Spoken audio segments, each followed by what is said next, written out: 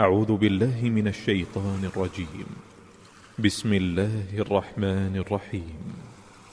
هل أتاك حديث الغاشية وجوه يومئذ خاشعة عاملة ناصبة تصلى نارا حامية تسقى من عين آنية ليس لهم طعام إلا من ضريع لا يسمن ولا يغني من جوع وجوه يومئذ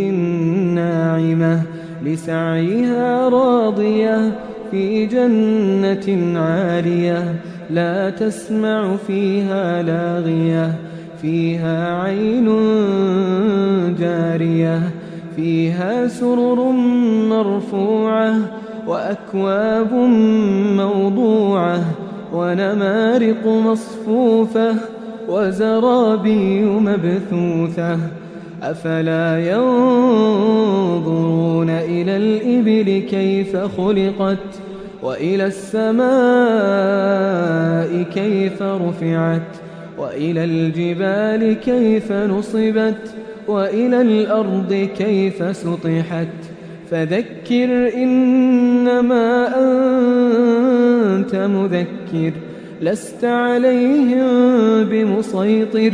إلا من تولى وكفر